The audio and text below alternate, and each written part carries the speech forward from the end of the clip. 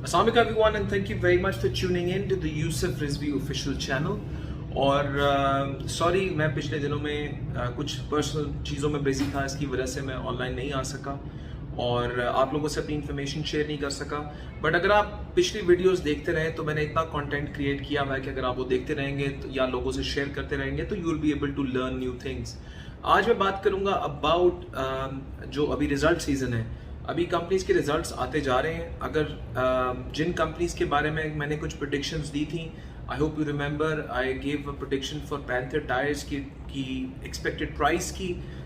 उनका रिजल्ट भी आने वाला है। अभी भी ऑलरेडी मैं देख रहा हूँ कि एक्टिविटी उनमें स्टॉक में आ रही है and it is I think around 70s के अंदर अब वो शेयर आ गया है।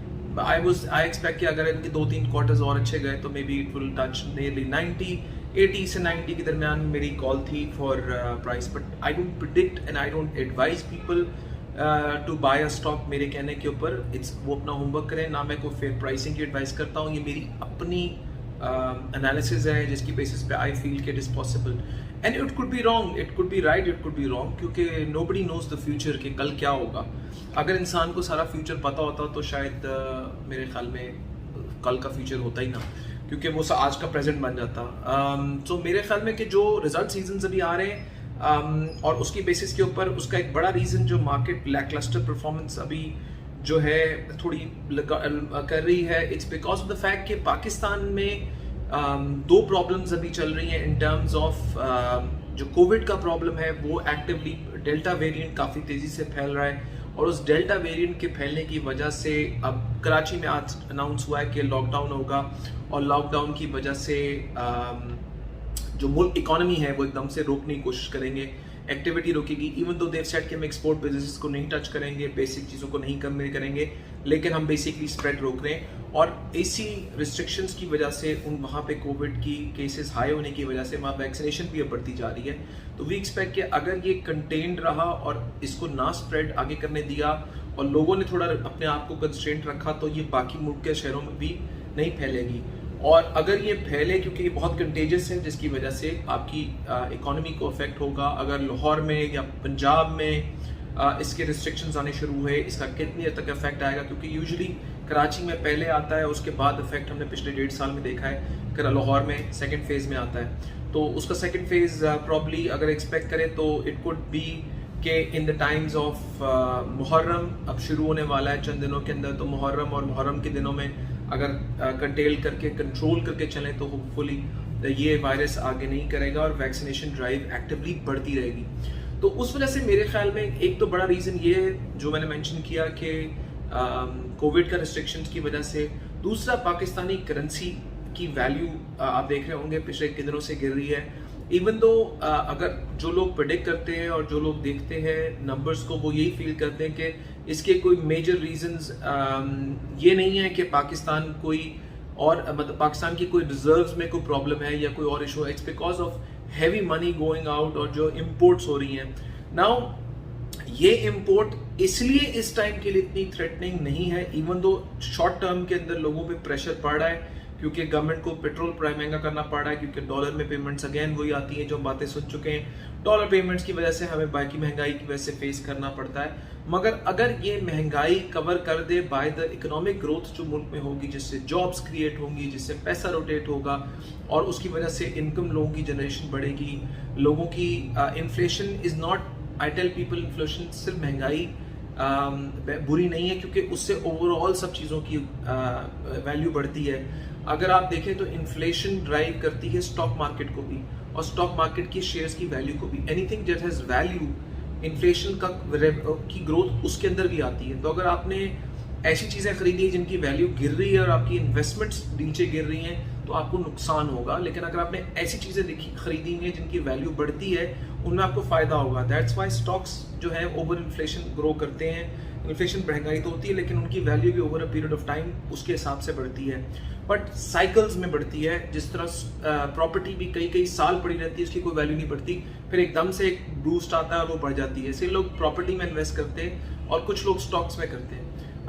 मैंने एक सेपरेटली बात कर चुका हूँ कि स्टॉक्स में क्यों कौन करता है और प्रॉपर्टी में कौन इन्वेस्ट करता है, या there is no one strict formula जो दो इस तरफ इन्वेस्ट करें उधर ना करें. आई थिंक एक अच्छा मिक्स पोर्टफोलियो से काम करना चाहिए, तो that is a better result for everybody. In terms of अगर हम बात करें कि जो मैंने आपको बताया जिसका इफेक्ट पाकिस्तानी कंट्री के ऊपर हो रहा है इन टर्म्स ऑफ जो स्टॉक मार्केट अभी आजकल पीछे कर रही है, तो बाइंग अपॉर्चुनिटीज बनती जा रही हैं. अगर जो स्मार्ट लोग हैं वो अच्छी पोजीशंस देखेंगे, डरेंगे नहीं. जो डे ट्रेडर्स हैं वो लूज करेंगे क्योंकि वो डे ट्रेडिंग में नुकसान उठा रहे होंगे और उनकी जो एक्सपेक्टेशंस हैं वो नीचे जा रही होंगी. जिसने अच्छी स्टॉक अच्छी प्राइस में इस वक्त बाइंग करके अपनी वैल्यूज रखेगा वो रिलैक्स करेगा. जो ट्रेडिंग के लिए इसको इस्तेमाल करता है वो उसमें इसको थोड़ा सा अपनी व्यू करना पड़ेगा कि कब पोजीशन बेहतर होगी and they can enter the market. Again day trade जो दिन सुबह बेच के शाम को बेचते हैं, they might get some space in between और वो डे ट्रेड करते हैं. जो थोड़ा वीकली या मंथली ट्रेड्स पे करते हैं काम कि लिया अंडर प्राइस्ड हुआ, फिर थोड़ा सा ऊपर गया जाके बेच दिया, फिर नीचे ले लिया, फिर ऊपर जाके बेच दिया. कुछ लोग ऐसे हैं जो अपना पोर्टफोलियो बिल्ड करते हैं फॉर कि मैंने ट्रेडिंग करके पैसे कमाने लेकिन मैंने अच्छी कंपनियां ही लेनी है. कुछ लोग साथ साथ लेके चलते हैं. तो everybody has their own investment policy and plan जिसकी बेसिस के ऊपर वो स्टॉक्स में इन्वेस्ट करते हैं. तो मेरा आपके लिए कंसर्न ये होगा कि इस रिजल्ट सीजन के अंदर जो रिजल्ट्स अभी तक आए हैं, results are not that bad. आपको डिविडेंड भी मिले हैं. एंग्रो फर्टिलाइजर ने बहुत अच्छा परफॉर्मेंस दी है. 4 रुपए का डिविडेंड दिया है. 4 वो पहले दे चुका है, 4 अब दे दिया, तो वो नियरली 8 रुपए का आपको डिविडेंड दे रहा है, which is much better than anything. And last year से जिन लोगों ने 60s के अंदर खरीदा हुआ था उनको तो मेरे ख्याल में अभी तक 12-15 रुपए आ चुके. उनकी cost of buying that stock has gone down to nearly मेरे ख्याल में 50s के अंदर चली गई है. और जब मार्केट क्रैश करी थी तब भी ये 56 रुपीज़ तक लोएस्ट किया था जब कोविड का पहला क्रैश हुआ था. तो HBL का रिजल्ट बहुत अच्छा है. HBL के रिजल्ट की वजह से जो उसके अंडरलाइंगली दूसरे कंपनीज हैं जो उसको ओन करते हैं उनके रिजल्ट्स बेहतर होंगे. इसकी वजह से ओवरऑल इकोनॉमिक एक्टिविटी बढ़ेगी. जो ये इम्पोर्ट की महंगाई का जो कंसर्न लोगों को हो रहा है कि जी महंगाई होती है उससे और होता है, और ये शॉर्ट टर्म आएगा प्रेशर सबके ऊपर, मगर लॉन्ग टर्म में पाकिस्तान का बेनिफिट होगा. क्योंकि आप जिस भी इंडस्ट्री से बात करते हैं वो यही कहता है कि हम अपनी जो इन्वेस्टमेंट है वो बढ़ा रहे हैं. आप किसी फैक्ट्री से बात करें तो वो ये नहीं कहता कि हमने फैक्ट्री हम बढ़ा नहीं रहे. वो ये कह रहे हैं कि जी हमने गवर्नमेंट की तरफ से सपोर्ट फैसिलिटी ली, हमने अपनी मशीनरी ऑर्डर कर दी है, हम अपने बिजनेस को एक्सपैंड कर रहे हैं, IPOs आ रहे हैं, एक्सपेंशन हो रहा है, इकोनॉमिक एक्टिविटी हो रही है. तो एक पॉजिटिविटी है माइंड में मुल्क में. तो आप शॉर्ट टर्म नेगेटिविटी को ना कंसिडर करें, लॉन्ग टर्म पॉजिटिविटी को देखें. अगर जिस तरह के नंबर्स अगले साल ऐसे आए और पाकिस्तान में अल्लाह करे खैरियत से काम होता रहा तो पाकिस्तान के नंबर्स बहुत अच्छे आएंगे जिससे पूरी ओवरऑल सबका फ़ायदा होगा. जो अगर आपने अच्छे स्टॉक्स मैंने आपको जिस तरह कहता हूँ वो लिए होंगे उनकी वैल्यू भी बढ़ेगी और ओवरऑल उनके डिविडेंड्स आएंगे, वो इकॉनमी में पैसा जनरेट हो रहा है वो आपको मिल रहा है और आपकी एक अच्छी पॉलिसी प्लान हो जाएगा. तो इसी वजह से इस डाउन टाइम को इतना सैड ना करें. मेरा खुद बहुत दिल ललचा रहा है कुछ स्टॉक्स को देख के and I am just thinking कि वो ऐसी कीमत मतलब आते जा रहे हैं कि जब मेरे पास बंदा कहता है यार मैं कहाँ से मतलब पैसे अरेंज करूँ और मैं जाके वो स्टॉक ले लूँ. But you have to be smart and what I have learned over time is कि जब एक फॉल हो रहा हो तो don't buy immediately a lot of stock of that company. थोड़ा थोड़ा लेते जाएं. बाकी प्राइसेस जब गिरती हैं तो आपको उसमें कहीं ना कहीं स्पेस और मिलती जाती है. और जब प्राइस ऊपर जाए तो सब खुश होते हैं, जब प्राइस गिरती है तो सब परेशान हो जाते हैं. तो think of it as a business and think of it as an investment that you buying shares in a company जो बिजनेस करेगी और profit कमाएगी.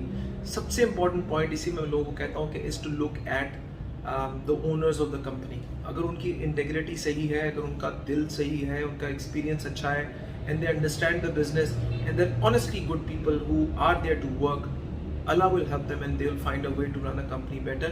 And if they're competent and good intentions वाले और and businessman mentality के लोग हैं जो अच्छा business run करना चाहते हैं तो they will do better.